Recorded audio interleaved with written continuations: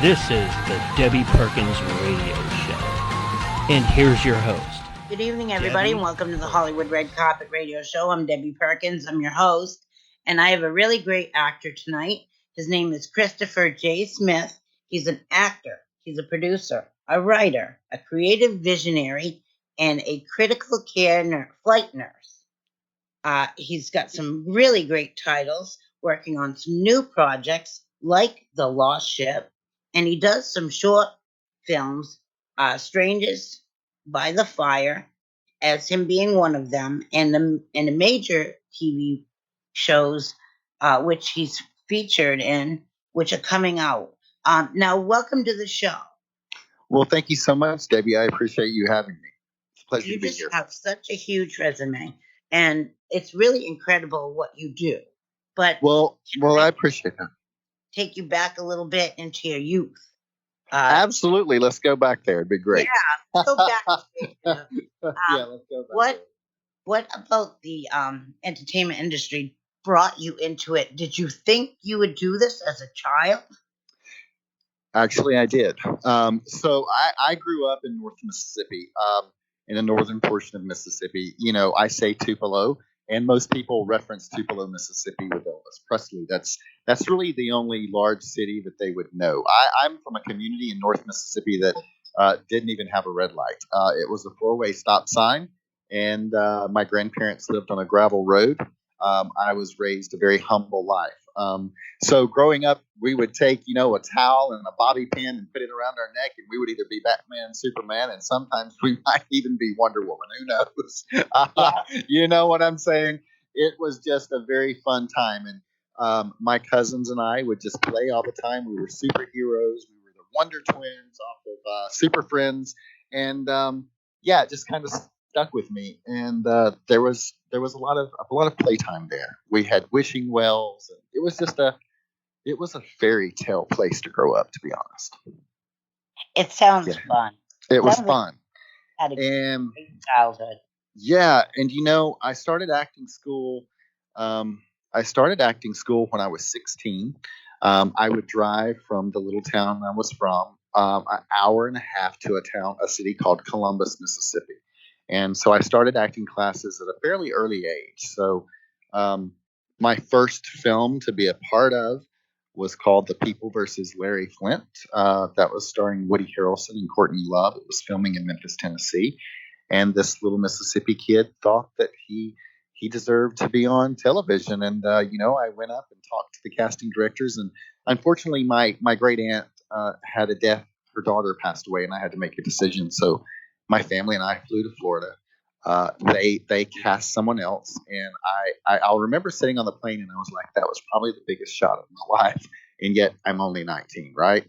So I get back home, and I got a phone call, and it was the casting director, and they said, look, we understand what happened, and we would love for you to come up, and we have a small part for you if you want it. And I was there the next day.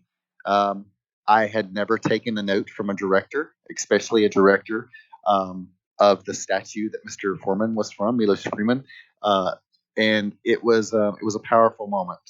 After the rehearsal scene was over, they pulled me into a room and told me if I was serious about acting, I needed to go home, tell my parents, and move to Los Angeles because I had a gift.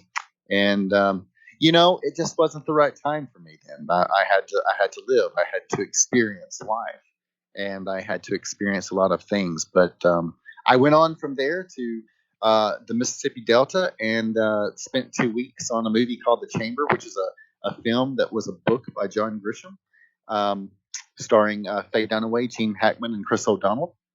I worked as one of the prison guards, and I had the honor of meeting all of those amazing human beings. And acting just stayed with me after that. I had children. I worked in several different jobs, whether it be the YMCA as a lifeguard, owning an upholstery factory, and then finally selling the upholstery company and putting myself through paramedic school, and then obviously through nursing school. And that's kind of what happened at that point. And then in 2015, I like to speak openly about my spouse and our relationship. My spouse ended up having to go to rehab for alcoholism, and I thought our life was falling apart, really. And actually, it was falling together. So my spouse went to rehab, and I went part-time nursing and went to acting school for 3 years. So, Wow. yeah, my mom was standing in my living room one morning, and she said, for the first time in your life, stop chasing the dollar and go make yourself happy. And I'm like, do what? So I think that kid was waiting on permission, because remember I told you, they told me in Memphis, they're like, you need to move to LA. My parents weren't having it. No.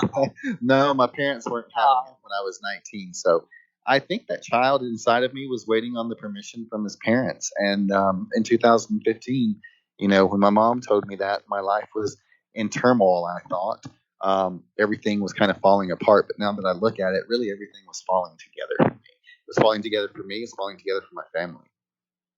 Yeah, because I think it opened up new types of opportunities for you specifically. Absolutely. Yeah. It was a beautiful time to grow, to let go, and to give in, and to discover what this burning desire that had been living in me the rest of all of my life was really about.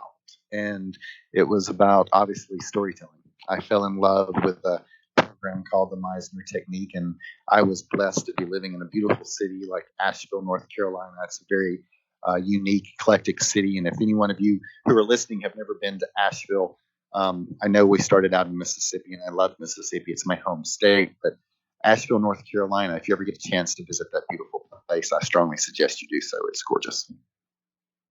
I've only been to North Carolina once. Yeah. And people are so nice. I do People, have to say, I was nervous going so far. My mom has a house in Florida, but that's not North Carolina. Big difference. no, North Carolina is an interesting state. The mountains are just magical. Asheville is a very unique, like I said, very unique, free spirited, very artistic city. It's a very live, let live city, full of arts, full of beautiful restaurants, beautiful people. North Carolina is amazing. And luckily, I've got to travel. I've been able to travel a lot of the states in the United States. And just like we were talking earlier, Maine is one of the most beautiful states in this country. New England is very special to me. But I started my acting school in Asheville, North Carolina, a program called the Meisner Technique. A very tough program, a very in-depth program. I remember the instructor telling me, I'm going to hold your soul in the palm of my hand, and I need you to trust me with that. I didn't get it at the moment. But I tried everything else and it just didn't work. So what did I have to lose? I didn't have anything to lose. So I trusted this person. And man, he took me on a journey, and I'm still on it today. That's almost 9 years ago, right? Is that right? 8, 9 years ago. And storytelling become a very powerful part of my life, a very powerful part of my life, and such an honor to be able to walk on stage and step into the shoes of a character and live that truthfully for other people to feel something. That's really awesome. Mm-hmm. What a beautiful childhood. What a beautiful story. I like that you put your parents first, because there's only so much time to spend with our parents, and then Right. we're grown up, and then gone. So I like that you took the time to honor your parents, and like you said, waiting for their permission was something rare. It Something was, definitely. I don't know if I was really waiting for their permission as much as I've always been pretty much marched to my own drum. I think it was just God in the universe's way of, I had 2 children that were on the way. And look, acting isn't easy. That's something that we have to be upfront and honest about. It's a lot of work. It takes a lot of dedication. It takes a lot of hours. It's a lot of scrapes and bruises and cuts. And I'm going to tell you, it's a lot of no's. It's a whole lot of no's. And but you take those and you turn them into the desire, into the passion, into not sitting around waiting on the telephone to call, and you start creating your own material. You start networking with beautiful human beings around this country, around the world, and you start creating art. You start creating art. And I don't know that it was so much permission as it was timing. And I say that because I needed to live a little more. I needed Yeah. to live a little more, to experience a little more life, to be able to live truthfully the roles that I'm about to share with I think so. I think the world. that I think maturity changes you because you're Yes. not the same person that you were pre No. as youth. So No, he didn't know who he evolution of was then. your character as you, That's right. and also the EMT is a very important job. What you're doing now, you're doing flight EMT too, right? Well, so at the moment, I work. I've been after this acting career for many years. You have to be able to um, financially support yourself and not end up in a situation where you don't have a roof over your head. Like I said, it takes a lot of work, a lot of dedication, a lot of hours. I mean, there's weeks I put in over 100 hours from working a full time job, and then working on the dialogue for auditions, or whether I'm driving to tape an audition, or if I'm networking with directors, casting directors, or producers, or emailing studios to a pitch deck for a feature film.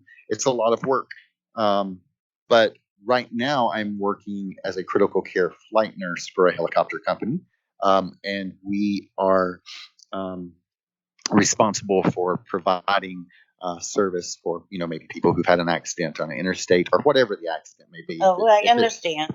Yeah. I understand because in my state, uh, where my mom lives, she had to be flown in from she had a stroke, Okay, and that's right. she had to drive 2 hours to a hospital and then fly to main med. So That's I right. understand what you're saying.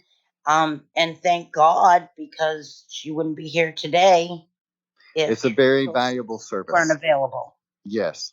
The helicopter is used for a lot of resources. Primarily, the helicopter is used for speed, right? It's used to get the patient to, say, for instance, main med in 30 minutes versus another hour and a half. And as we know in medicine, and especially trauma, or if it's, if you're having a heart attack or a stroke, the truth is time is of the essence. And you need to be at a place of definitive care quickly. Um, so the helicopter is primarily used for that speed. Here in the state that I'm at now, we actually respond to scenes because of the rural areas. We may end up starting blood products in the middle of a cow pasture. That's being We're very aggressive with medicine here, so it's not unheard of or unseen for us to be on a trauma patient who needs blood. We carry blood on a helicopter. That's awesome. Yeah, it's a pretty cool job, and it's an honor to be of service to humanity. And I know that there's blood drives going crazy everywhere that they need the blood. So if anybody's listening, Yeah, if you're listening and you can donate donate your blood, blood. wherever you are, It whatever save a country you're life. in. Yeah, Yeah, absolutely. And you know what?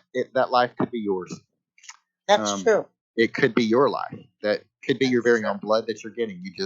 You don't know. So it's important to donate blood. It's important to give back in your community and be of service to humanity in any way that you can, because we all have gifts, right? And regardless of what that is, doesn't matter if it's medicine or if it's a cook or a chef or whatever it is, a hairstylist or whatever.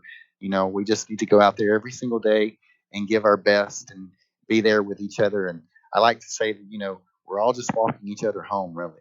We're all just here walking each other home, learning from one another and growing. That's what we're doing. Now you're a writer also. I am. Yes. Now, what inspired you to put pen to paper or fingers to computer? Yeah. So that pen to paper. Still sketch. Like There you have it. some people still use the pen and paper. It Some people go directly to the computer. so funny thing. I talk openly about. I'm an open book. I flunked English in school. I flunked English in school, That's what. and because I just wanted to do it my way. Yeah. And so when I was in acting school, I discovered during an artist retreat weekend, we had a weekend where we, all of the actors and of course other people would come to the event, like casting directors, filmmakers, everyone was invited by our artistic director. So we were at this beautiful place in the mountains, and it was a 3-day event. And during that time, you didn't have a cell phone. There was really no outside interruption, any chaos, any distractions, any noise. It was a very structured event. Um, and one morning, every morning when you would wake up, there was just the respect of we didn't speak to one another, and we only communicated by looking at each other. And the power, the power that lives within your eyes to communicate is quite phenomenal. Um, so that evening we had a class on writing, and it's literally just put your pen to paper. Don't think, don't sit there and think about it. Just start writing. Just start writing and allow whatever comes out to come out. It doesn't even matter if it makes sense. It doesn't. Just start writing, and it's an exercise. And at the end, it becomes it becomes kind of divine. Things start happening after you've done this, you've done it, you've done it. And then, fast forward a few weeks, I started writing scenes in school. Like, I started writing scenes, my scenes on stage, instead of going from sides from well-known films. I started writing scenes for myself. Um, just deep scenes, twisted scenes, and just seeing what I could do and taking the risk to fail, taking the risk to be brave, but also knowing that, hey, I might get up on that stage and fall flat on my face, and if I do, that's okay. It's absolutely okay. So I'm going to say I jumped. I jumped very early, and I kind of like to use the analogy. I jumped in a well, and I just said, "Hey, throw me the shovel because I'm going to keep digging to see You're where so this funny. goes." I have, I'm surprised. Now, what about comedy type of films because or TVs? Because I you can know, totally see that in you because you just have such a light. You have a light energy about you, and it you're very funny. that's interesting. You would say that because I don't get those auditions. I get auditions that are quite the opposite. I get a lot of really mean characters. Really? I do. I really do, and I can't really talk openly about those auditions because Okay. of NDAs, right? But I get a lot of auditions that are not good guys. Isn't that funny? It's Because in funny. life, you're saving lives. Yeah, And I then, know, but look, I think a lot of it is, some of the headshots they see, a casting director or a producer sees something.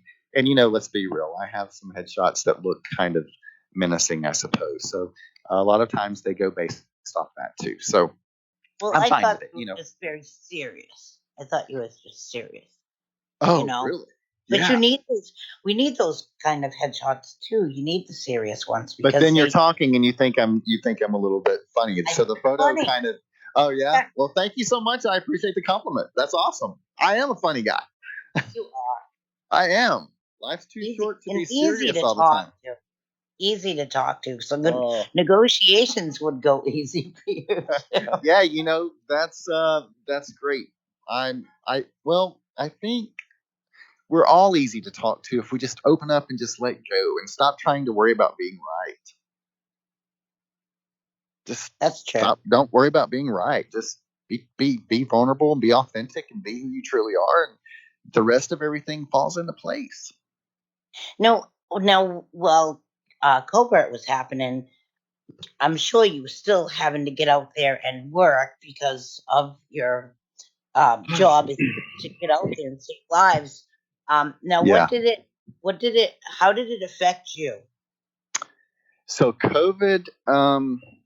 So I left. I was in Portland, Maine, working at Maine Medical Center in 2019, and then of course, then we fast forward over into 2020. In February, I started the drive home. Uh, COVID, at first, like everyone else, we were all shut down, and working in the emergency room is where I was at the time, in Florida, and it was a sad situation, right?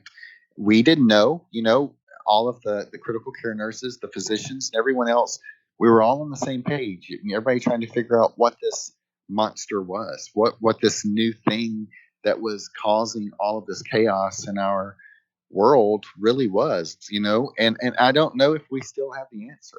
I don't know if the answer is there today.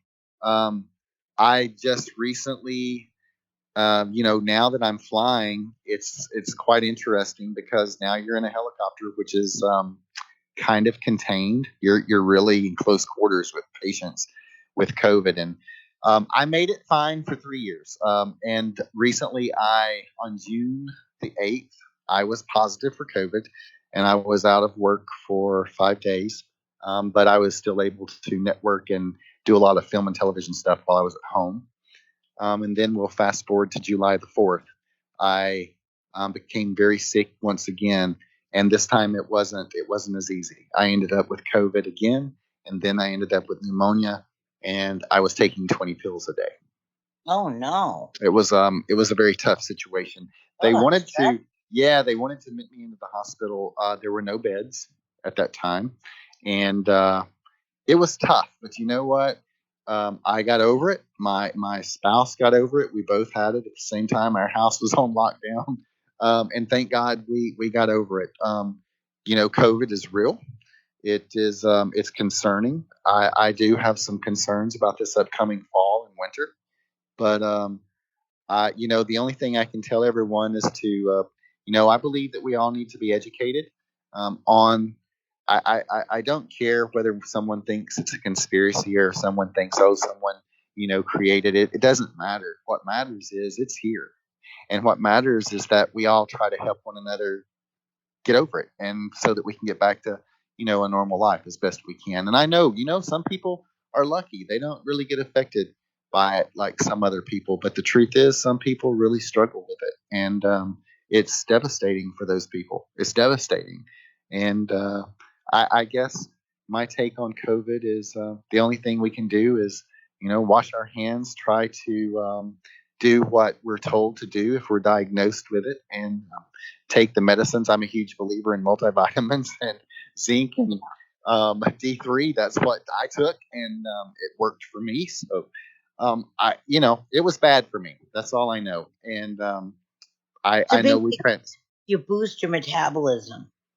Yeah, I boosted. Yeah, and I'm a very healthy guy as far as eating and stuff like that. And so maybe that's what helped me make it 3 years working in this business. 3 years before I contracted it. Oh, I mean, if you got a specific amount of time prior to getting it, you actually was able to educate yourself a little bit more. Well, like everything, education is key, right? Like everything. Yeah. Preparing ourselves, learning all we can learn about anything is important, and just preparing ourselves and our families, and that's a huge thing. And I think COVID is here to stay. I think it's here to stay. I think we will be taking booster shots just like we take flu shots.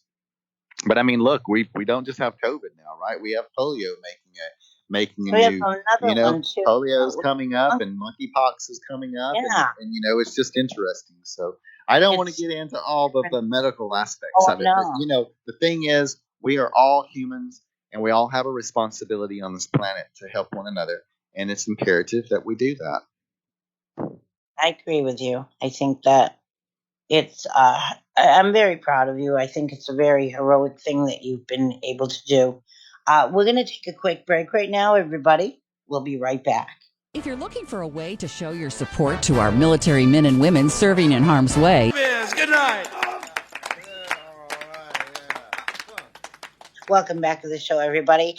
I'm Debbie Perkins in Hollywood Red Carpet Radio, sitting here talking with Christopher J. Smith. Welcome back to the show. Thank you so much. It's good to be back. It's so fun. We're having so much fun tonight. Oh my gosh. I didn't know it was going to go this fun. Well, that's the beauty of it. I know. You said it's a cakewalk. I'm like, yeah, sure. But it's a cakewalk. But for you, it seems like it's very natural. Now you've got some great projects that you're involved with. I do. And you're going to be in the Lost Ship.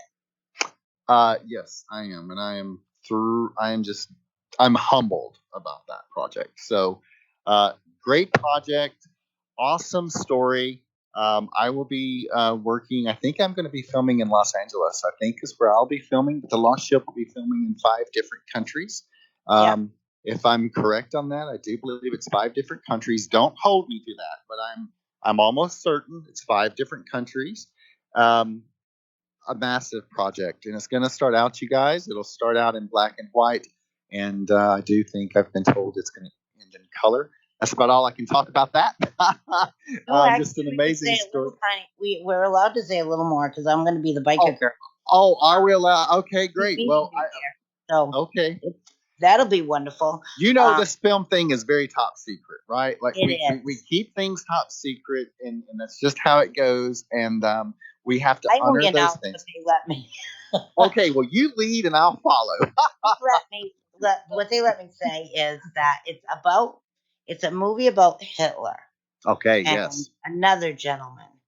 Mm-hmm. I slips my mind the name of that guy. But it's about a cargo ship and Mm-hmm.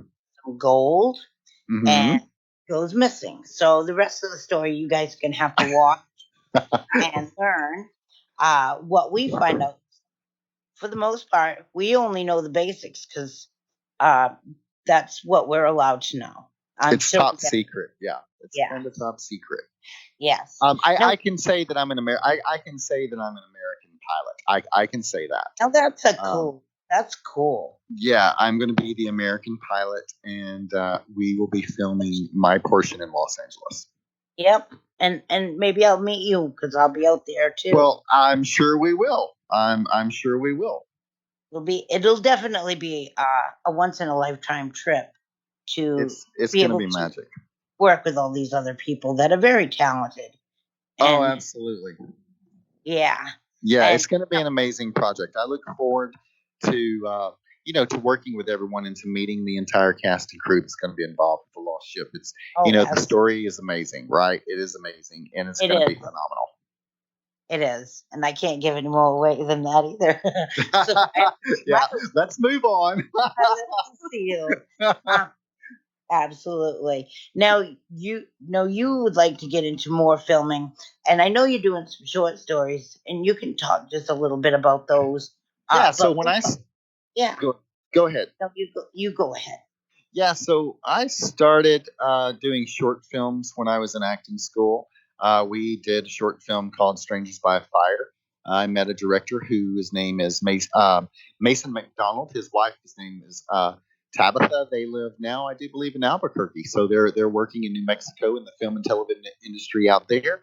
But he approached me and wrote a character for me and a short film, and we came up with the money. We hit the road, the pavement. We raised over $6,000. And you guys, this is kind of how it has to go, right? Like you've got to get out there and create your material. So we took a crew. We took a friend of ours who was in my acting program. His grandparents had hundreds of acres of land in the Smoky Mountains, just outside of Bryson City, Tennessee, or no, Bryson City, North Carolina. Excuse me.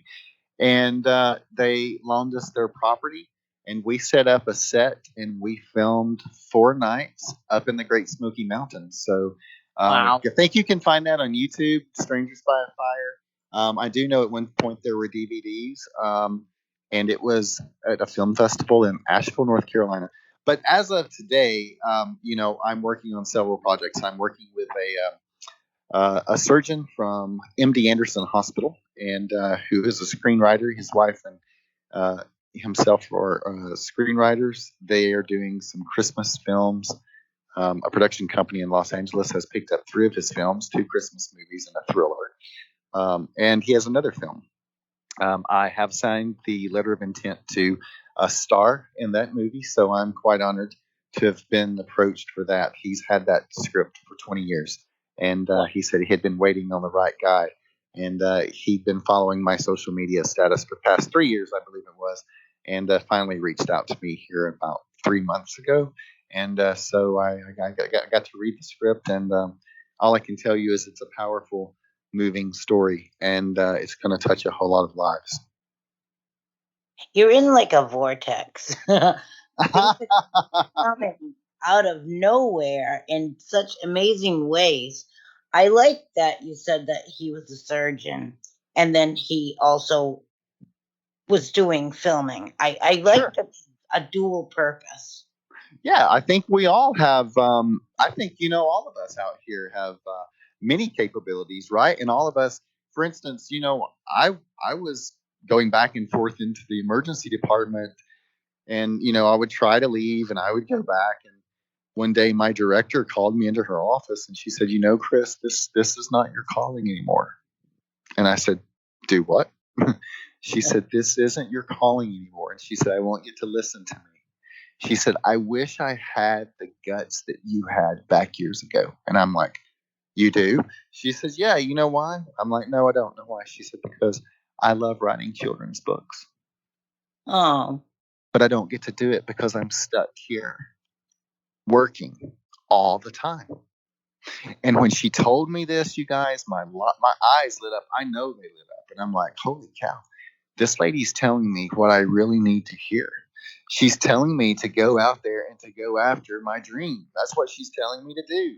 Don't get me wrong. I love medicine, but I am passionate about storytelling. And I believe that storytelling changes people's lives. I believe that we as filmmakers and as storytellers have the ability to tell truths and to share love and to create something magnificent and have people to feel something maybe they've never felt before in their life. And when they feel that, they can't deny it. They can't deny feeling something. And they're going to have to talk. They're going to talk about it, whether it's with their wife, their friends, or whoever. And that's my mission as a filmmaker and as an actor and as an artist. Is my goal is to help this planet become a little bit better than it was when I found it, and help it stay that way after I leave.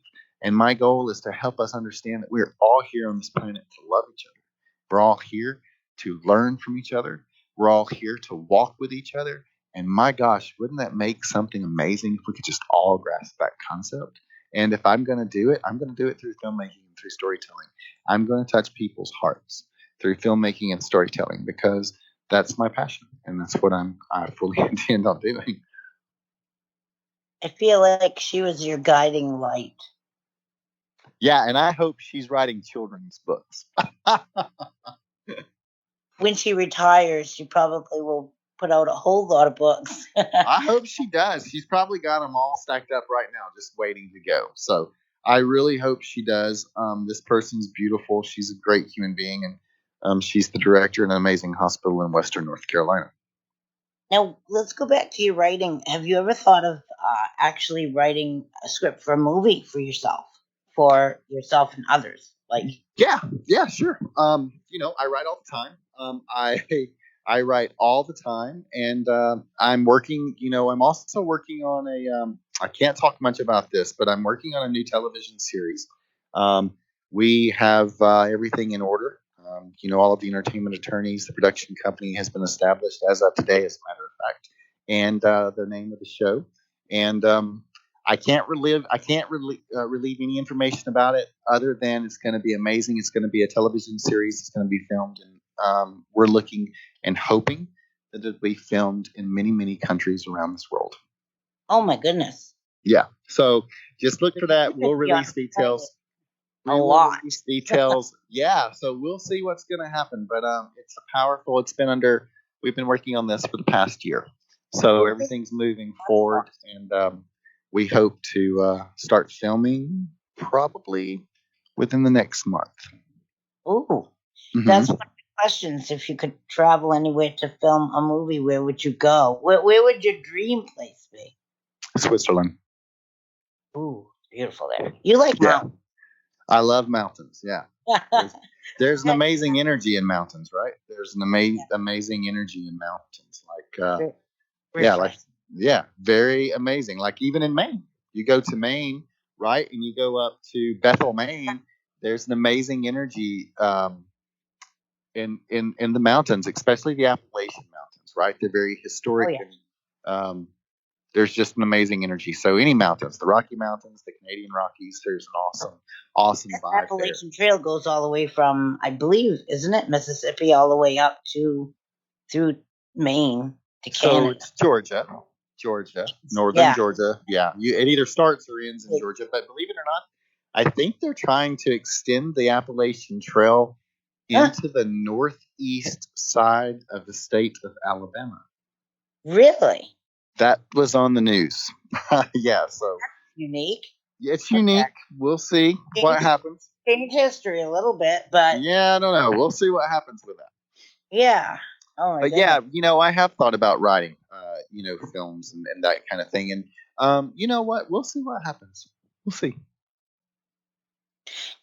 Now, how about like period films? Would you be interested in going back in time or going forward in time?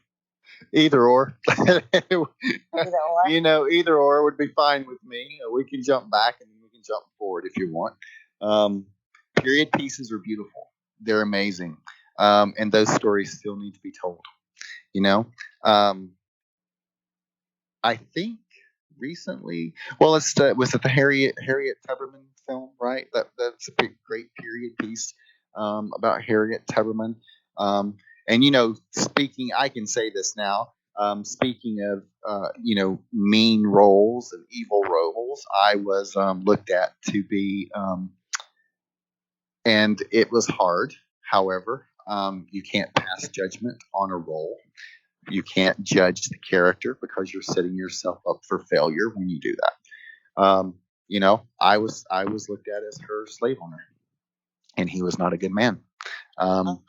I didn't land the role; someone else landed it, and I'm so happy for that human being. But when you go back and watch it, it's a very hard movie to watch. It's a very hard story to accept, if you will. Yeah.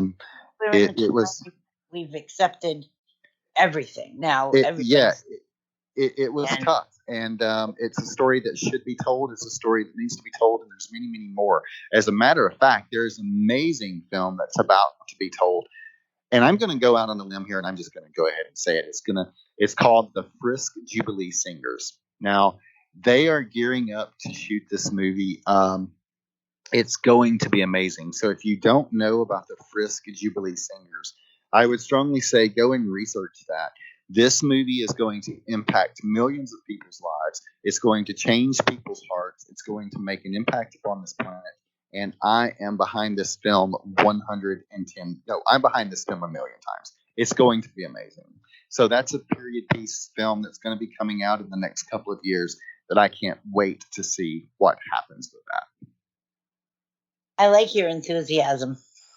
Oh, well, it's powerful, because this movie is kind of like the Harriet Tubman movie, except you've got these group of singers who use art, who use their words, who use their voice to reach other people's hearts and souls. And that's the beauty of it. Instead of picking up a knife or picking up a gun or picking up these things to harm each other, they're using their voices to change people's minds and to change people's hearts. And I've said enough about that movie. I am not attached with that film, but let me just be honest. It's a powerful movie, and they're doing some amazing things, and I am just thrilled that someone is doing it. That's wonderful. It is wonderful. It is wonderful. Now, if you could be a superhero in a movie, mm-hmm. Who would it be? And what would be your superpower? Oh my gosh. You have put me on the spot, I do. There's two. Yeah, you did. There's two. And as a matter of fact, I've been working with some folks who used to do a lot of comics for Marvel Studios, and we've been kind of playing around and creating some characters for some things. And if I had to choose today, it would be the Wonder Twins from the Wonder Twins superheroes. Okay. So they were from the same planet Superman was from, and they have superpowers. I think he can change into water. That's what he knows he can do right now. But the beauty of acting and the beauty of storytelling is we get to create, right? We get to create, we get to play, we get to imagine, we get to experience. Maybe he can do more. And water's healing. Water's very healing, and it's a powerful thing. But also, they've always been together, he and his sister, and they've never been separated. So I don't think they really understand the scope of their powers, and something might come around where they are separated, and who knows? Who knows? Maybe they can still be very powerful when they're not connected. We'll see. Oh, wow. That's so cool. That would make the best movie. Because I mean, there's no Wonder Twins movie, is there? There isn't, but we've got to find. See, each of us have to understand something, right? Like the Wonder Twins are like all twins. They have this powerful connection, right? Even us as humans, when we're really being present with one another and we're being truly authentic and vulnerable with each other and just allowing ourselves to be real, something very magical happens. It's something very magical. Like it moves this planet. It moves this planet when that's happening. Just like when someone is singing on stage and they're really present and in the moment, and they have that voice that just puts those chills over your body. That is something magical happening because that person is so present. But see, Wonder Twins they've never been apart. Right? They've never been apart. They've always been together. Yep.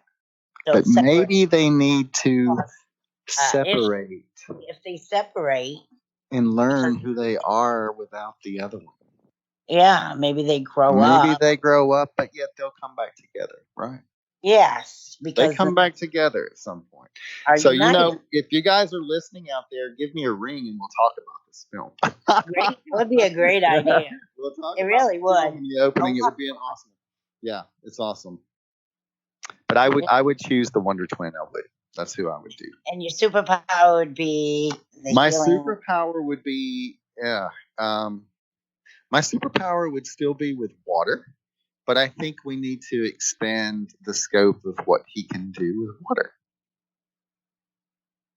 That's true. Because water is the most powerful. It's the most powerful element on the planet. It really is. It is. If you break a dam, a whole city can be destroyed in hours. So, and it's been proven. But our bodies are made up of water. We have to have water to survive. Water is very important for us. Speaking of water, one of my friends works for a foundation called Wine to Water, you guys. And if you don't know, I feel like this is a great time for me to mention it. So speaking of water, so many people around the world don't have clean drinking water. And so many children and humans die every single day because they do not have the access to clean drinking water. So Wine to Water is a foundation where if you are someone who drinks wine, your money, when you buy the bottle of wine, it goes to the foundation. They travel all over the world teaching people how to dig wells, how to build water filters, and how to access clean drinking water in their villages. So it's a powerful foundation, and I just wanted to throw that out there since we were on water. That's incredible. Whoever started that is a genius. It's a genius, and it's so needed. We have the privilege of, I'm looking at a water faucet right now. I can go in there and turn it on, and clean water comes out of there. So many people can't, and we need to help those people. Yeah, we take it for granted because we've always had it. Yeah, exactly. So Wine to Water, everyone, check out that foundation. What are some things that you want people to know about you? Well, I want you to know that I'm passionate about storytelling. I have 2 children, 3 grandchildren, 2 other 4-legged children, 2 schnauzers. And my children, my human kids kind of think that I'm a little more partial to the dogs. And I'm like, well, you know what? They never ask me for money. They never ask me for money. What they want is for me to love them and to throw a ball and occasionally give them a treat and feed them. And they're going to love you unconditionally. I'm a huge dog lover. I think dogs are a gift to mankind. If you turn the word dog around, it spells God. And it's just kind of my thing. So I'm very passionate about humans. I'm very passionate about all of us becoming better human beings and learning from the lessons that we've been given in this life and taking what we've learned and paying it forward, helping someone else out. And you're quite available to do projects and travel. I'm very available. Yes. I work, like I said, I work for an amazing company. My company knew when I came on board that storytelling was my passion and that's what I'm going to do. So we had a long discussion that when, the call comes in, I will simply have someone fill in my spot and I'm going to be gone for a while. So they're okay with that. I work with a bunch of great human beings, so I can't say enough about my company.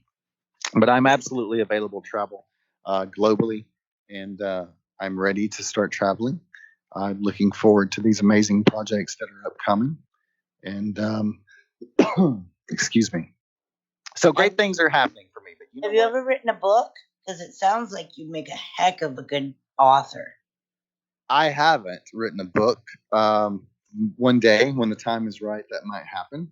And, just like the other writings, everything's got its time and everything's going to present itself when the time is right. I appreciate the company. Probably write a book about your life.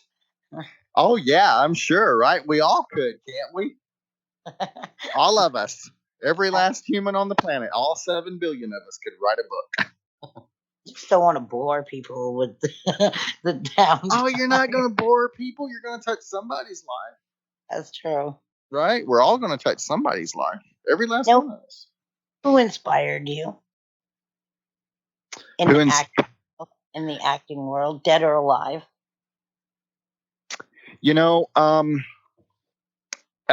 So yeah, I don't talk about this openly, but this is probably a great time to just go ahead and put it out there. I was always known as this is Elvis's little cousin, right? My grandmother would always just pinch my cheek in the grocery store or whatever. And you guys, the fact is, my grandmother and Elvis's grandmother are sisters. So I'm talking about Elvis Presley. Elvis inspired me. And I, as a child, I got to hear some amazing stories about my family when they would be in Graceland visiting for, my grandmother would go stay in Graceland for a couple of weeks at a time. There was a time she got locked outside at night, and it was hilarious because she was not a fan of dogs. Where I love dogs, she was not. But these dogs were kind of like barking and trying to boss her around. But of course, she thought they were going to attack her or whatever. It was just a laughing joke around Graceland, and it was interesting. As I was growing up and trying to understand and grasp who Elvis was, I didn't understand it. I surely didn't grasp the concept that he was the king of rock and roll. But his films inspired me. His kindness and his giving heart inspired me. That's awesome. Because I don't think anybody's ever talked about Elvis on the show, so I think it's really nice that you brought that up. And he's your cousin, so you yeah. pretty much. I mean, yeah, I don't talk about it openly. My family was very private when it comes to Graceland and all of the events that took place up there. But as I was getting older and understanding, who Elvis was and, what Elvis did, and then I became my own person and I watched his movies. I love his gospel music. But yeah, my grandmother and Elvis's grandmother are sisters. Yeah. Isn't that interesting, though? Yeah, it's interesting. Yeah, it is. Like, you never know who your family is. No, like, trust me, everybody should do like that ancestry DNA and all of that stuff because I promise you, there's someone in your family member, like in your family tree, you're gonna be like, dude, what? That's my relative. Every one of us have someone, and it could be someone way back when. Who knows? So I think it's important for us to do that and to just kind of know like really what your makeup is really like now, you've got a little of this. Where can people get in touch with you, Christopher? Yes, you can get in touch with me on Facebook. I'm under Christopher J. Smith on Facebook. Instagram's Christopher J. Smith. I am. You can contact my manager, Tammy Smith. And that's about it at the moment. Yeah. You've got an IMDb page. Oh yeah, IMDb. Yeah, don't forget that. Christopher J. Smith, IMDb. Anything else, Debbie? I think that's it though, right? IMDb, Instagram, Facebook. My manager's Tammy Smith, and all of that's listed on my IMDb page as well. That's amazing. Yeah, and You're I such think, a fun guy to talk to. well, thank you. You're pretty fun yourself. It's been an amazing hour with you. I'd love to have you come back on. Well, it would be an honor. It would be an honor to come back on and chat with you about anything. I would love that. And we'll find out more about the projects. Absolutely. We'll talk more in As we detail. hope to. Yeah. Let's talk more in detail about those. I'd be happy to do that with you. Like I said, we'll be starting that new television series in the next few weeks. We should be filming in the next few weeks. And I will let all of you guys know what that is once it's filmed, the pilots, the episodes, and they are sent to the network that's going to be showing those. So You let me know, and I'll let the audience know too. I'll let you know, Debbie. I will. Thank you so much. Well, You're that's very our welcome. show for tonight. Well, And thank you so much for having me. thank you, everybody, for listening. And we'll see you next Wednesday. Have a good night. All right. Good night, everyone. Then donate new or used DVDs to AMVET's Task Force DVD today. Since 2006, Task Force DVD has provided millions of hours of entertainment to troops serving on the front lines free of charge. Through your cash or DVD contributions, you can share a little piece of home with our heroes serving around the world.